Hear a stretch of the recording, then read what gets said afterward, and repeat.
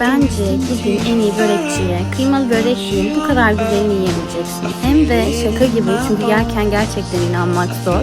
Yufkasız ve glutensiz. Güzel olacağını düşünüyordum ama bu kadar iyi çıkacağı bana da sürpriz oldu. Eğer az yağlı bir kıyma tercih ederseniz hem spor için çok makul bir öğün olur hem de diyet yapmak için daha uygun. Tarife geçecek olursak soğanı ve sarımsağı kavuruyorum. Kıyma ekleyip kavurduktan sonra çok azıcık salça ekleyeceğim. Bu şart değil ama ben çok yakıştırdım. En son süt mısırı da ekledikten sonra piştiğine emin olup ocağın altını kapatıyorum. Süt ve yumurtayı karıştırıp bir sos elde ediyorum. Pirinç yufkalarını da bunun içine daldırıp yumuşatıyorum. Sonrasında gösterdiğim şekilde sarıyorum. Üzerine en son çörek otu ekleyip fırında 180 derecede üzeri kızarana kadar pişirdim. Çıtır çıtır çok lezzetli bir börek çıkıyor ortaya. Başka şekilde içine peynirli, patatesli her şekilde denenebilir bence.